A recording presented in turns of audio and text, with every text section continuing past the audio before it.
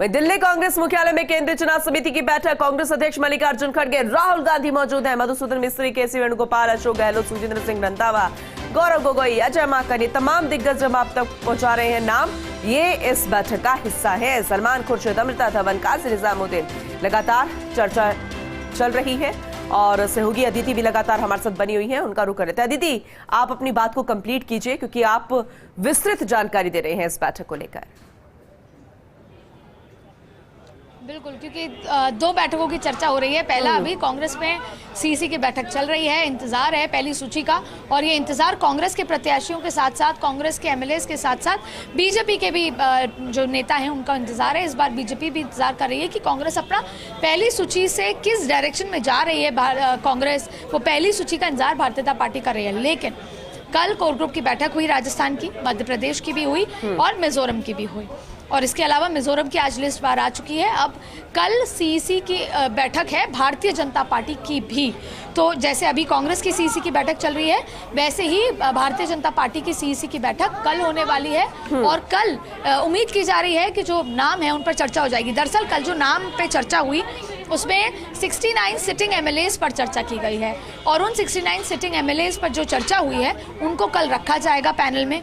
और पहले भी काफ़ी लंबे चर्चा हो चुकी है, तो तमाम मुद्दों पर कल सीईसी में नाम रखे जाएंगे और उम्मीद की जा रही है।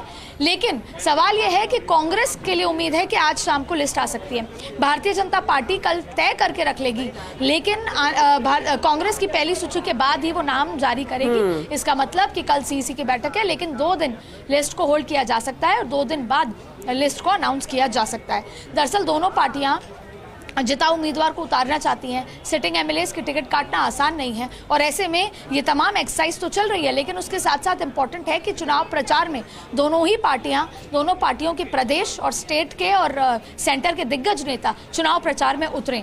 इस बीच में 20 और 25 तारीख को प्रियंका गांधी भी राजस्थान में चुनाव दौरे पर हैं। ऐसे में इस बीच में अमित शाह से लेकर तमाम जो सीनियर नेता हैं वो भी टिकट वितरण के बाद लगातार राजस्थान में रहने वाले हैं। ऐसे में ये बेहद महत्वपूर्ण है दोनों ही पार्टियों को लेकर, और पिछले 24 घंटे में लगातार एक्शन मोड में राजस्थान दिल्ली में है। चाहे वो भारतीय जनता पार्टी की बात कर ले, वसुंधरा राजे से लेकर गजेंद्र सिंह शेखावत से लेकर तमाम दिग्गज यहाँ पर मौजूद थे। और ठीक वैसे ही भारतीय जनता पार्टी के भी कांग्रेस के भी लगातार कल रात को 6 घंटे स्क्रीनिंग हुई। आज सुबह 9 बजे से सीईसी की बैठक चल रही है।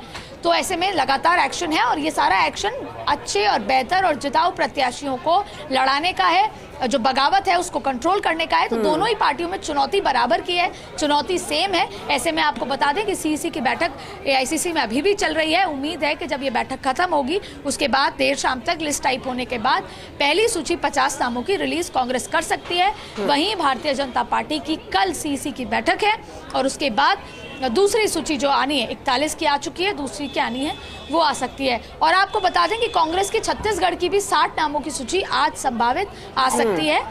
कल सीईसी की बैठक भी हुई, आज सीईसी में भी कल स्क्रीनिंग की बैठक हुई, आज सीईसी की बैठक चल रही है, और ऐसे में छत्तीसगढ़ की भी 60 नामों की सूची आज संभावित आ सकती है। जी ठीक है अदिति, आपने यहाँ पे जीत की बात की कि जो जिताऊ उम्मीदवार होगा। जब अशोक गहलोत इस रवाना हुए थे इस मीटिंग के लिए, तब उन्होंने एक बात कही थी कि जीत का मादा रखने वाले विधायक, क्योंकि जनता के बीच तो वो ही रहे हैं और जनता के काम भी उन्होंने किए हैं। तो ऐसे में बहुत सारी तस्वीर जो है अशोक गहलोत ने साफ कर दी थी। लेकिन एक और सवाल मेरा ये भी है कि जो परिवर्तन की बात कांग्रेस इन दिनों करती आ रही है, क्या इस लिस्ट में वो परिवर्तन नजर आएगा?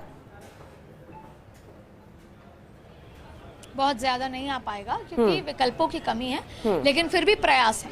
कल जब बैठक हुई तब भी सर्वे सेंट्रिक बैठक हुई और युवाओं को चुनाव में उतारने की बात हुई।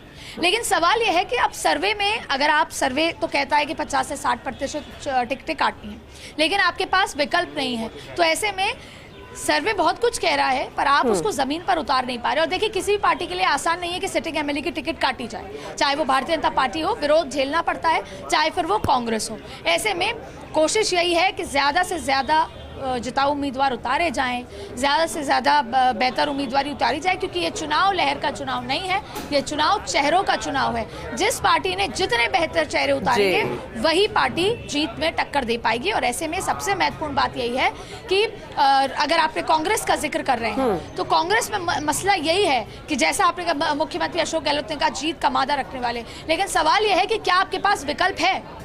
उन सीटों पर क्या विकल्प संगठन ने खड़ा किया है, क्या एमएलएज ने विकल्प खड़ा करने दिया है? तो ऐसे में बहुत सारे सवाल उठते हैं और यही वजह है कि 50 से 60% जो टिकट काटने की बात थी वो अब 10 से 15% होकर रह गई है। ठीक है, या फिर बात वहीं से घूम के आ जाती है अदिति कि विकल्प तो है ही नहीं। यानी इसको यूं समझा जाए कि जो कांग्रेस कहती है कि ऑल कांग्रेस यानी ऑल ब्रिगेड, तो वो ऑल ब्रिगेड अगर आ रही है तो क्या वो वाकई में कमाल करती नजर आएगी?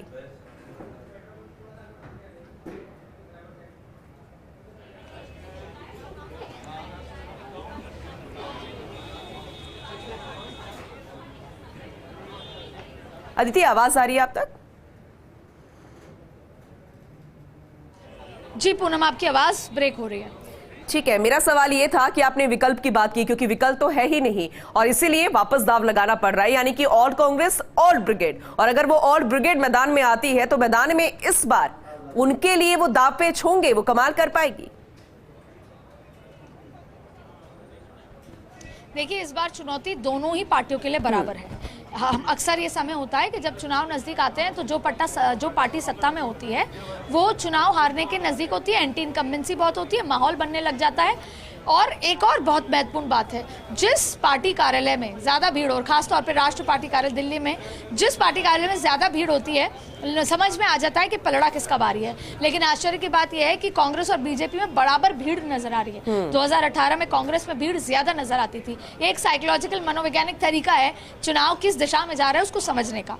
तो पर इशू यही है कि क्या जैसे 41 बीजेपी की सीटें आई उसमें बगावत हो गई। अब ये जो जितने भी सांसद चुनाव में उतरे हैं उनके लिए, जैसे दिया कुमारी के लिए सीट आसान है, राज्यवर्धन सिंह राठौड़ के लिए अगर राजपाल सिंह उनके साथ आते हैं तो सीट आसान नजर आती है।